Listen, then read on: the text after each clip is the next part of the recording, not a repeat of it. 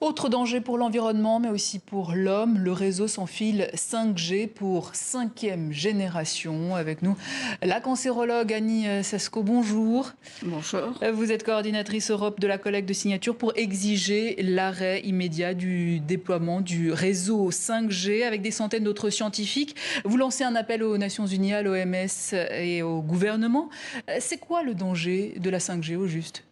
Le problème de la 5G est similaire, mais en pire, au problème que l'on voit déjà avec les premières générations de téléphones. La génération 0, la 1, la 2, la 3, la 4 et maintenant la 5.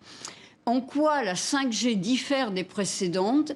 Essentiellement par le fait qu'on va utiliser, que les opérateurs vont utiliser des fréquences jusqu'alors non utilisés pour la téléphonie mobile, des champs pulsés électromagnétiques très très rapides et qui nécessitent énormément d'antennes parce que leur propagation est relativement limitée dans l'espace. Et des ondes émises aussi par des satellites spatiaux également. Mais c'est le problème, c'est le but de la téléphonie mobile et des opérateurs, c'est que toute la planète soit couverte, que même quand vous serez au milieu du Pacifique, vous pourrez utiliser Internet pour dire attention, je vais me noyer, ou au milieu du Sahara.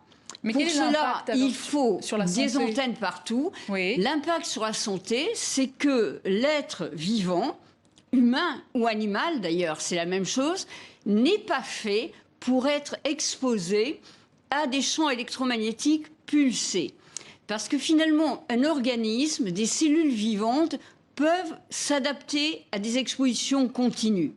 Mais le fait de passer en on-off, on-off, on-off, à une vitesse maintenant qui sera absolument extraordinaire avec la 5G, les cellules, nos organes, ne vont pas arriver à s'adapter. Et du coup, concrètement, les dangers, les maladies...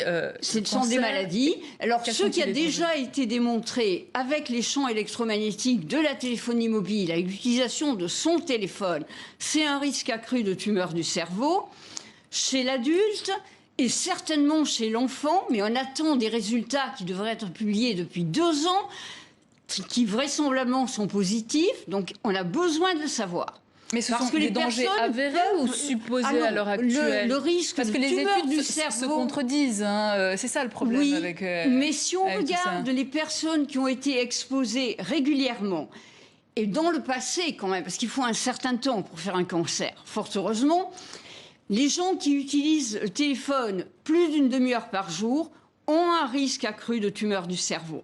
On le sait chez l'adulte.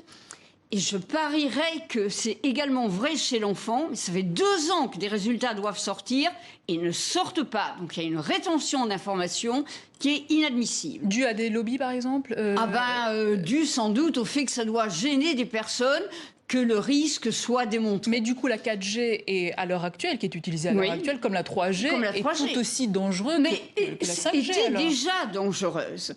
Et c'est cela que l'on a étudié. Parce que, comme je dis, vous ne faites pas un cancer du jour au lendemain. Donc, ce que l'on peut évaluer aujourd'hui, c'est lié aux expositions telles qu'ils existaient il y a 10 ans, il y a 5 ans, pour le risque de cancer. Mais il y a d'autres problèmes, plus immédiats. Il y a des effets sur le rythme cardiaque, avec des risques d'accidents cardiovasculaires. Il y a des effets sur la reproduction, via la qualité du sperme. Mais ça, c'est des choses que l'individu peut un peu contrôler, son utilisation de portable. Donc danger pour l'homme. Danger pour l'homme, avéré. L'animal également, mais aussi pour l'animal aussi. La nature, pour l'environnement. Même pour les arbres. Il y a des études qui ont été faites qui montrent que les arbres qui sont face à des antennes relais, le côté exposé a des feuilles qui sont moins en forme que l'autre côté. Les abeilles, les insectes, les oiseaux, tout le monde réagit. Et le problème des antennes avec la 5G, c'est que tout le monde sera exposé. Vous pouvez décider, à la rigueur, de ne pas avoir un téléphone portable. Mais là, il faudra des antennes à chaque rue. Parce que, comme je l'ai dit, leur champ de couverture sera beaucoup plus bas qu'il ne l'est actuellement. Merci beaucoup, docteur. C'est très intéressant, malheureusement. On manque de temps, mais on a compris le message.